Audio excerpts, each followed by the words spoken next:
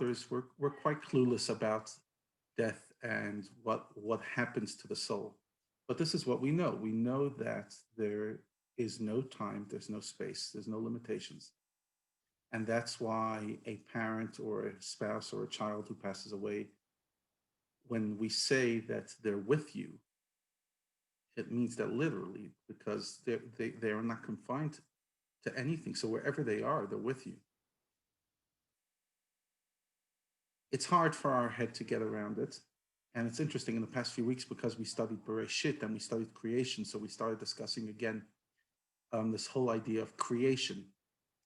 And regardless of whether the creation was 6,000 years ago or 15 billion, 13 billion years ago, there was a time that there was no time. And there was a space when there was no space. In other words, most people, when they think of pre-Big Bang, they think of the world, the universe as black. Problem is that's already a universe. Black is a color. And the Big Bang happened within what? Within black. So black, who created black? How did it get black? What was it black of? What was the substance of it? So pre-Big Bang is as complex as any other subject because regardless if you buy the creation theory or Big Bang theory or a mixture of both, there's a pre, and the pre-time, there is no time and there is no space. And each and every one of us was there before we were born, goes there after we die. All of our past descendants are there. And yet, you and I, because we are literally human beings within time and space, we cannot imagine a universe without time and space. For us, this is all there is. That right now is 12:11, and it's no longer 12 o'clock. And this idea that there is no time, time isn't coming from anywhere and it isn't going anywhere, boggles the mind. The idea that I currently, weigh X amount of kilo and I take this amount of space and I just traveled from here to there. This idea that there is no space boggles the mind. But the truth is, most of our history and most of the universe and most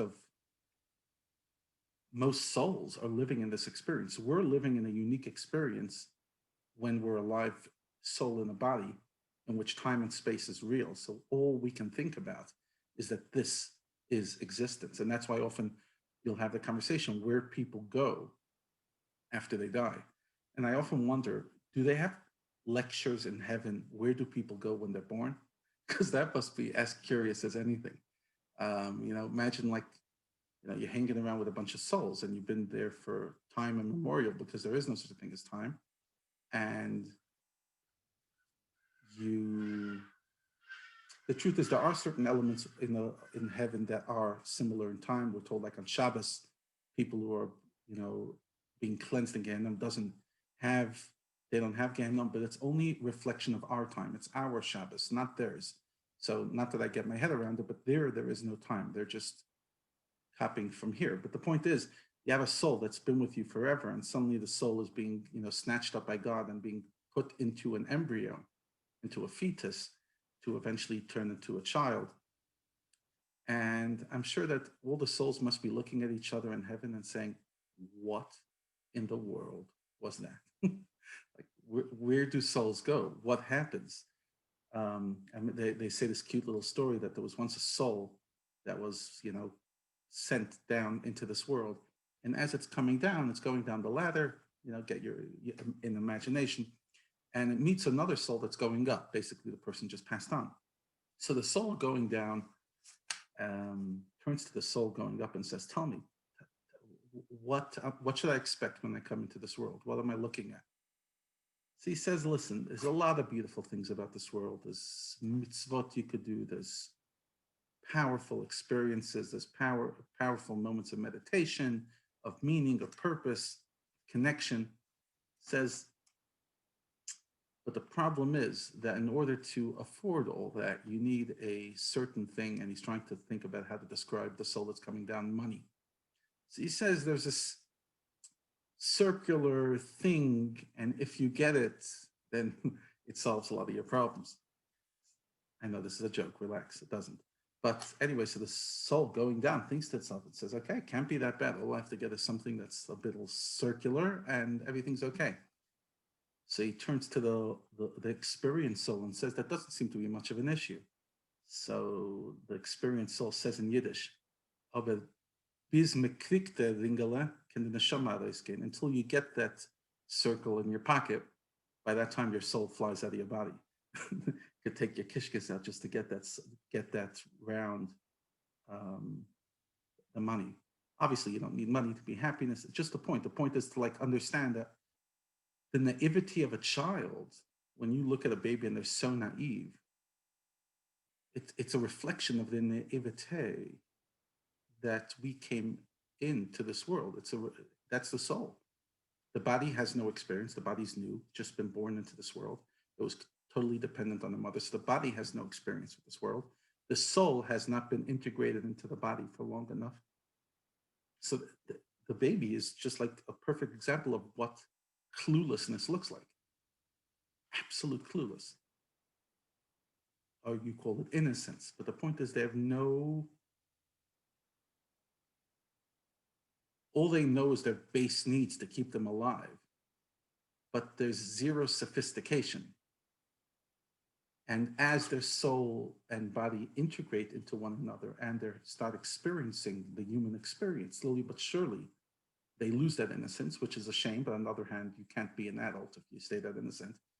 And they become more aware until this is the reality the way it is. So we've been on this planet 40 years, 50 years, 70 years. And we've lived I know life is short, but life is also long. We've lived a long time. In other words, 365 days, many years. You've had many, many human experiences. And during this time, we developed a narrative in which this is the world that makes sense.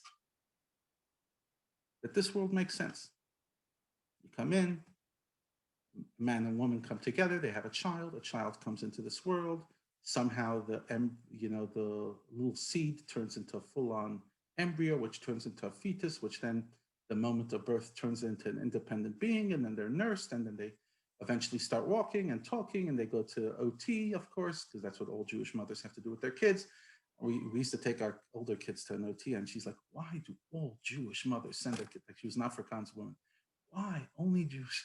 And eventually they start living and growing into themselves. And this is the world. This is reality. And then you sometimes have to have a conversation with a kid. Oh, by the way, there's a God in heaven. There's meaning, there's purpose, there's Judaism.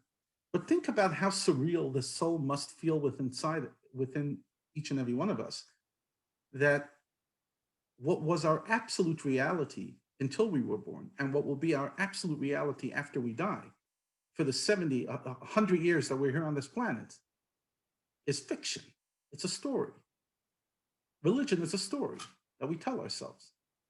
Some of us tell it to ourselves out of conviction. Some of us tell it to ourselves out of tradition, whatever. But it's a story rather than a fact. But living, that's not a story. That's a fact. You have to eat. You have to sleep. You have to take care of your hygiene. You have to have relationships. That's all fact. Religion, on the other hand, and spirituality and faith, that's like it's an element. If we give it some attention, it's the attention that it's an element. And that's why some of the great Hasidic melodies, I don't know if you listen the past few Sundays, I started recording some Hasidic melodies. And one of the major themes that reoccurs in the Hasidic melody over and over and over. It's like a theme that at least a few dozen melodies share that theme, is this idea of the soul when it was in heaven, the soul coming down and having such a downgrade, and then the soul appreciating, but that this is the world in which they could truly accomplish. So it's Yeridas HaNeshama Beguf, the soul going into the body. It's a major, major theme within Hasidic melodies and within Kabbalistic thought. This idea of you are a soul that came here, and like every moment that you forget it is a moment of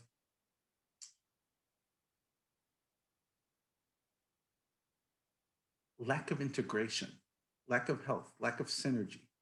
You're not living within yourself. You know what they say, live your truth? You can only live your truth when you're living with your ultimate truth, which is the neshama within you, the soul, the vitality, the life force. And I have to say, you know, we're already now 8 months into COVID. And my feeling, and maybe I'm totally wrong, and, you know, as I sometimes do come across a bit on the harsh side, but I feel that many of us are losing a big part of the spirituality that came with this time. Not us necessarily in this group, but us in the world, the 7 billion. Whether it's Americans freaking out about the upcoming election, whether it's, you know, various xenophobias rising. There was a certain element. There was a certain time, April, May, that there was a certain, I don't know, there was an innocence. There was a certain innocence to us that we were brought to our knees, and we came back to basics, and there was a certain, I think back to that time, it was a simple time. You know, when we think about the shtetl, that image that we conjure in our mind of what the shtetl was, whether it was or wasn't, that's what the first period of lockdown felt like, this absolute innocence. And like so many people were talking about awareness and the lessons we've learned. And this week we had a Bati ceremony, and it was magnificent, 2 ceremonies, to hear all the girls talking about various lessons they learned. And pretty much the theme was to stay grounded, to stay real, to lower expectations. But I feel that we're slowly but surely becoming into our old selves. And yes, that's what life is. You can't avoid life. But as human beings, we really struggle to integrate the two. We're either in a place of spirituality, in a place of simplicity, in a place of love, or we're in a place of living, busy, sophistication, um, being occupied, stressed out, living this world. And most of us really struggle with that, with the integration of the two. As human beings, we're either giving the soul a lot of focus or the body a lot of focus. But integration is really, really hard. And yet, that is the purpose of life. The purpose of life is to live a soul body marriage, to live a integrated life in which your soul and your body are being taken care of, but not because they are two different entities. The truth is, they're the same thing. They're both created by God. I was giving a shir on Shabbos, shul after mincha, a few gentlemen that made the minyan, and we were talking about science and, you know, dating of the universe, etc. And I said, at some stage we have to realize science and religion fundamentally cannot contradict one another, because it's the same God that created both. So Chief Rabbi Sachs calls it a great partnership. For me, it's the great oneness, more than partnership. It's not two, it's one. Who created this universe? Who created um, the mathematics of this universe? Who created the body and the biology of the universe? Hashem. So the same God that created physicality created spirituality. And the fact that we think that physical is less spiritual, it isn't. It's all the same. As long as we're doing it with full integration and mindfulness, physical is spiritual and science is spiritual. It is. It's all the same thing. It's all one God.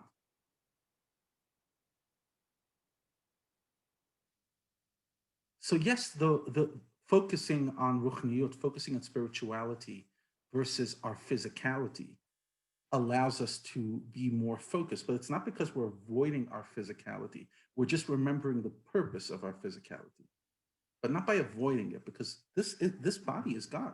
That's why someone reached out to me and said, Rabbi, why don't we do cremation in Judaism? And there's a lot of answers, but one of the most basic answers is, and the fundamental answer is, God respects your body. It's God's creation. Just like you have no right to hurt it, tattoo it, or do anything really to it that is abusive and hurtful. even spill a drop of blood, you're not allowed to cremate it. You have to give it the dignity. That's something created by God. That's why if a Torah, heaven forbid, has a fire, you can't just burn it. You have to bury it. Everything that's created by God has to go back into the earth and back into its source. But your body is spiritual. When the body starts becoming materialistic and coarse, that's when the body forgets its purpose. That is wrong. The fact that the body is spiritual doesn't mean you should indulge in the pleasures of the body all day. It means realize that it's about integrating your soul into your body. It's one universe. It's one reality. It's not a contradiction. Shema Yisrael, Hashem Elokeinu, Hashem Echad. Hear, O Israel, God our God, God is one. And what does one mean? Not one and then there's two. It's one, simply one. And this idea is something that we often forget. But Judaism is a fully integrated religion. Chaya gave a talk a while ago about mikvah for women. And the point is that, yes, it's in the kitchen, it's in the bedroom that spirituality happens. The shul is maybe a place where it's exclusively spiritual, but that's why you could survive. A community could survive without a shul. A community cannot survive without homes, without a kitchen.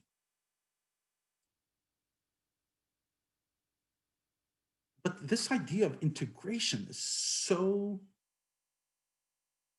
it's such a process. It's such a journey to get there, to realize that when you're cooking, it's spiritual. When you're taking care of your body, if you're doing it for the right intention, it's godliness. Your body is godliness. The Baal Tanya says, the author of Tanya says that when we say that God chose us, Ubanu Bacharta Mikalam V'Lashem, we say that every day in davening, Hashem chose us. We're the chosen nation. What did God choose? Our souls? So Tanya says that's impossible. Why? Because choice has to be two equals. Now, the Jewish soul, which is a pure part of godliness, there's not much of a choice there because it's a much higher level of godliness than any other soul. Not that other souls don't have it, but it's a much more intense level of spirituality. So that can't be a choice. It's whatever. It's choosing something that you enjoy that's more pleasurable over the other. So Baal Tanya's argument is that what God chose is the body of the Jew. That the body of the Jew, which is exactly the same like the body of any other person, and God nevertheless chose it. And that's what we're saying about B'charta. You chose to have a unique relationship with this body. And that the body, our body has to make sure to eat kosher food, and our boys have a bris, and all the dignities and things that we have to do with our body. God shows that this body, even though it's exactly the same like any other body, it's the same biology. This body has a unique purpose and mission, but it's not our soul that God shows, it's our body. In other words, that your body is spiritual if you remember. But if you start worshiping bodily pleasure and you forget the intention of what the body is, that's when we lose the plot. When food doesn't just become a nice little pleasure and a nice sustenance, but a craving. When we debase sexuality, when we take things which are fundamentally holy, but we take by our free choice and we choose not to focus it for the correct intention, but to use it for selfish pursuits, that's when we take the body and degrade it. But fundamentally, everything the body wants and craves and needs is pure godliness. But for the sake of free choice, God made it that we could also abuse it. But there's nothing unspiritual about having to eat 3 meals a day. And there's nothing unspiritual about using the shower or going to the bathroom or just that is where God resides. God resides within this world. This is where it happens. Souls don't eat, souls don't sleep, souls don't go to the bathroom. But that's not where God gave the Torah. And that's not where God builds a relationship with. God builds a relationship with us in our short time span here on this universe, within our physical reality. That is where it happens. So living in a space which is locked down, which means I'm totally spiritual. Like pretty much not much to do. The stores are closed. I'm eating basic food. I'm just living, etc. Versus living a life of absolute, mundane, physical, pleasure-seeking universe. They can't be exclusive. They're not mutual. They're not different. They're the same stuff. And our job is to integrate it, not to live in the clouds, not to live too deep into this mud, but to live in the tension, where every single day you're living the tension. On the one hand, you're giving your body what it needs. On the other hand, you're remembering why you give it. And this is a big reason why I always said, why is Judaism the most unattractive religion there is? Fact is, it's the oldest religion out there. It only has 13 million. Most of them are by birth. In other words, most of them didn't choose it. Maybe 2-3% choose conversion. And even amongst those who are born into it, 80-90% are uninterested. Like, what is it about Judaism that makes it so eternal, but so unpopular? It's like a paradox. It's the longest serving religion, and yet it's, on the most part, being served, not the Jewish element, because everyone's as Jewish as the other person, but the Judaism is being continued into the generations and taught and being lived by a small minority. What is it about Judaism? And even within the minority, so many people are, at least in my humble opinion, harshly losing the plot, going too much to the right, going too much to the left. What is it? Why is it that Judaism really struggles to find a stronghold? And I believe this is the answer, because it demands an impossible and yet demandable balance. To live on the one hand in the world of spiritual and physical and not see them as a contradiction. That absolute impossibility makes, on the one hand, Judaism eternal, because for those who do live in it, it keeps the religion from ever going too far and going to extremes, which then would destroy it, because extremes, by definition, always peter out. You cannot live, a society that lives on the extreme will eventually collapse or will come back to the center. But you cannot live in extreme for too long. It just doesn't work. The world, as a pendulum, will always have to come back to the middle. So the integration of spiritual and physical is what makes Judaism survive for so long. But on the other hand, it's the thing that also makes it extremely unpopular, because it's very hard to market. Look at the politics of today. Politics, people get bored of mediocrity, of center, of staying in the center. They feel that it's a fraud. So they'll gravitate. The left is going more left than it's ever been in a while. The right's going right. So yes, we've been in the center of politics for a while, but it started swinging back. Less than 100 years after the Holocaust, less than 30 years after communism fell. And here we are, we're back into extreme politics again, because unlike Judaism, which is forced, Yiddishkeit has this core element which forces it to stay in the center. And even if it goes a bit, it will very quickly go back. It doesn't move too far off the center. And those who do fall off, eventually their grandchildren aren't Jewish, or it peters out, turns into a new, outside the Judaism movement. It doesn't last. The Judaism that lasts, the core of the tree that lasts, is a center thing. But politics goes to extremes. And because politics doesn't have anything to center it, therefore, it just feels like a seesaw all day, every day, especially at these times. So Judaism is alive because of its balance, but it's also unpopular because of it, because it's impossible to explain, or very hard to explain. Nobody wants to talk about centric politics. Sorry. It's very hard to explain balance.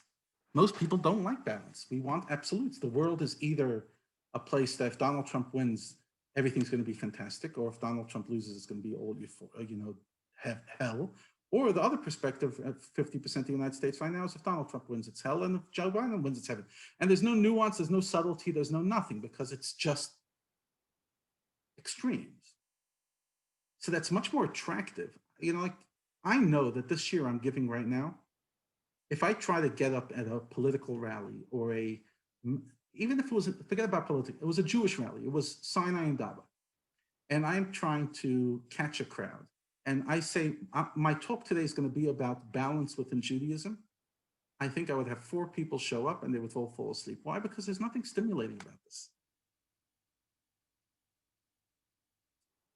We like passion, and by definition, passion, which is emotion, is an extreme. The Kabbalah teaches us that intellect is where balance happens, and emotions are where there's no balance. And that's why we're told, according to Kabbalah, before this world was created, God created other worlds, spiritual worlds, and they didn't last. It was called Shvirat HaKelim. They broke apart. Why? And according to Jewish mysticism, because there was intense emotions, God created them with the Sfirot, the kindness, the discipline, the 7 famous Sfirot, but they were not moderated by intelligence. They didn't come from a place of integration. They came from a place of emotion, and emotions by definition are exclusive. That's why a child is either extremely happy or extremely sad. They either love you, mommy, or they hate you, mommy. Why? Because their mind hasn't become sophisticated. Their emotions are biologically ingrained to be on full flame, and there is no nuance. An adult, somebody that hopefully became an adult, not definition by age, but somebody who went through the process of adulthood and now their mind has reached a maturity, their mind moderates their emotions. And now there is, there's balance. We're talking about a lot of concepts. And this is, for me, it's one of my most passionate ideas, because I think we often forget this. And that is that Judaism demands balance, even if it means that it's not so popular. There's very few truths in life in Judaism that are black and white. Everything's nuanced. And as human beings, we don't like nuance because we're emotional. It takes real intelligence, real sophistication, real maturity to appreciate that truth is found in nuance. But how many people reach that level of sophistication? Few. So that's why, unfortunately, Judaism is not very popular, because it goes against human nature. The human nature gravitates to extremes. It gravitates to a world that makes sense. It's black and white, good versus evil. And Judaism comes and says, no, the body's not good, it's not evil, it's both. No, unlike Christianity, which will say marriage is a necessary evil. No, Judaism will say it's great, but it could also be the worst thing. So sexuality could be the most powerful thing. On the other hand, it could be the worst thing, and therefore you have to have laws of boundaries between people who are not married, and laws of yichud, and laws of modesty. In 1 second. So does Judaism celebrate intimacy or not? Neither. It celebrates it within the right framework. Come on. That's just apologetic. That's not the truth, right? Like, come on, seriously. Like, it's either or. Does Judaism appreciate exercise? Yes, but just for the sake of staying healthy, not for the sake of building yourself into anything. Come on, Rabbi, seriously. I mean, the culture. No, Judaism does not believe in worshiping the body. Judaism just believes in keeping the body healthy. But the body, walking around, pumping your muscle and just showing how big your physique is, which is anyway something that's going to decay and be eaten by worms in 40 years, is meaningless. You just need to stay healthy. Come on, it's nonsense. So again, that's that paradox. Judaism is a world of paradoxes. And I feel that is its weakest selling point, but its strongest selling point. And that's why it's so hard. If somebody's not interested, if somebody's not showing up to a shir and willing to listen to this stuff, it's so hard for this message to ever come across to them, because for them, Judaism is black and white. It's Yom Kippur, it's Rosh Hashanah, it's tradition, it's family, but those are simplistic ideas. Judaism is much more sophisticated. And what's the definition of sophistication? Multifaceted, it's complex. It's a conversation. That's why Judaism demands Torah study every single day, not because there's so much information to learn. That's true, but most of us are not going to accumulate that information. It's because to constantly live this balance, you constantly have to be mindful of what Judaism is about. You have to be plugged in. If you just plug in an hour here, an hour there, etc., and you're not plugged in consistently, Judaism doesn't do its magic on you. Judaism only really does its magic on us when we plug ourselves in to its ideas and to its practices, and we allow it to pull us in these two worlds. Hashem Echad, it's one God. And the same God that said,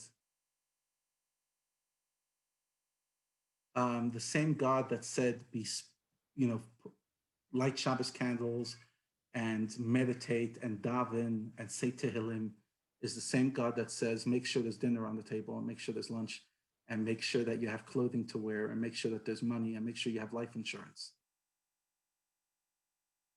That same God. One time somebody asked, like one of the great rabbis, should I buy life insurance? Like, isn't it an act of disfaith in God?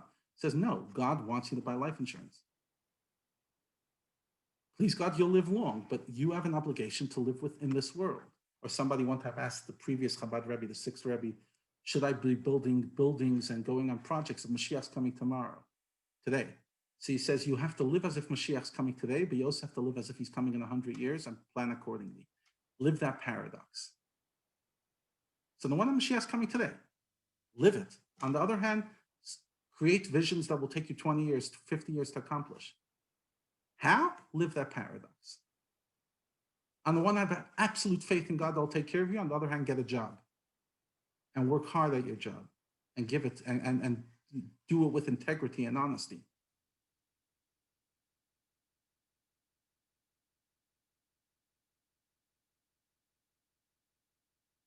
So the ultimate Jew doesn't look like a nun or a monk.